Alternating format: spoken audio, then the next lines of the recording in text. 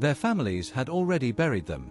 6 Tongan teenagers, shipwrecked in 1965, built a working society on a deserted island for 15 months. Chores, fire watch, prayer every night. When a boat finally spotted them, the dead had come back to life. They were soldiers of a superpower sitting in a mountain camp controlled by men with older weapons and fiercer conviction. 3 Soviet prisoners, Afghanistan, 1982. The empire that launched them here would not survive the war they were losing. The forest offered no real shelter. Monte Cassino had already swallowed thousands and was hungry for more. Italian paratroopers, 1943. They dug into the roots and the mud and held positions that maps said were already lost. Some soldiers refused to read maps. She stands still for the camera like someone told her the world depends on it. Berlin, 1890s. This little girl would grow up inside an empire that no longer exists. Whatever became of her, this moment survived everything that followed. Nobody was thinking about the future of oil in 1926. They were just filling tanks and making change. Pittsburgh's Gulf Station stood gleaming and new, certain it was part of something permanent. It had no idea what was coming for it. It came in the night while the ship sat at anchor. A Japanese P-1Y Jinga slammed into USS Randolph at Ulithi Lagoon, March 1945. The Helldiver never flew again. Even at rest, nowhere in that war was ever truly safe.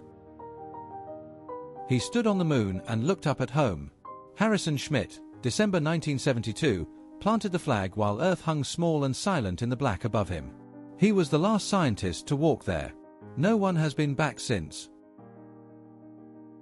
They were celebrating in the streets, certain they had won. What they could not see was who had actually planned it. The 1953 Iranian coup removed a democratically elected leader and handed power back to a Shah. Washington and London called it a victory too. The shrapnel never came out. Albert J. Smith carried a piece of the Western Front inside his leg for the rest of his life. A portrait of a man who survived the war but never fully left it. Some wounds become permanent residents. White 6 never made it home. Erwin Grutz climbed into his Bf-109 on July 4, 1942 and met a RAF Boston that ended everything. The wreckage number was logged. The man behind it was 20 years old. War files names under metal. He used to make grown men cry on purpose. Bob Ross spent years as an Air Force drill sergeant before deciding he was done with cruelty forever. He picked up a brush instead and spent the rest of his life teaching the world gentleness. She was 6 years old and walked through a screaming mob to get to class. Ruby Bridges, New Orleans, 1960, escorted by federal marshals into a school where white parents pulled every single child out. She sat alone in that classroom for a full year. He signed the papers that handed Italy to Mussolini. King Victor Emmanuel III sat at desks like this one throughout the 1930s, approving what history would never forgive. The throne gave him power. He used it to make himself irrelevant forever. She arrived in Hollywood with nothing and became the most famous woman in the world. Clara Bow defined the 1920s before the 1920s knew it needed defining. They called her the It Girl. She called it surviving. The camera simply called her electric. The markings told you everything. This Ki 43 belonged to nobody ordinary. Major Kinshiro Takeda commanded the 1st Sentai across French Indochina in 1942, his personal aircraft painted like a warning. Commanders who fly their own planes believe in leading from the front. The cave narrowed to 18 inches and John Jones slid in head first. Rescuers worked for 27 hours trying to reverse gravity and failing. When he died, they sealed Nutty Putty Cave with concrete forever. He is still inside it right now. Neither of them understood danger yet.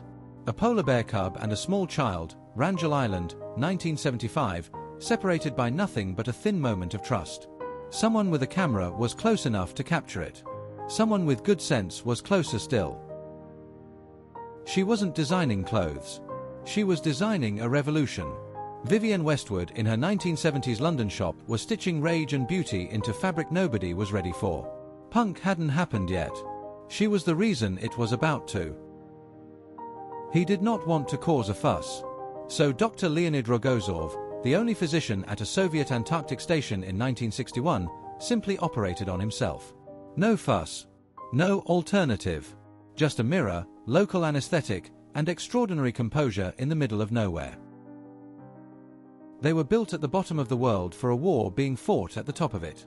South African armored cars, 1940, lined up and waiting for a conflict that had no interest in waiting back.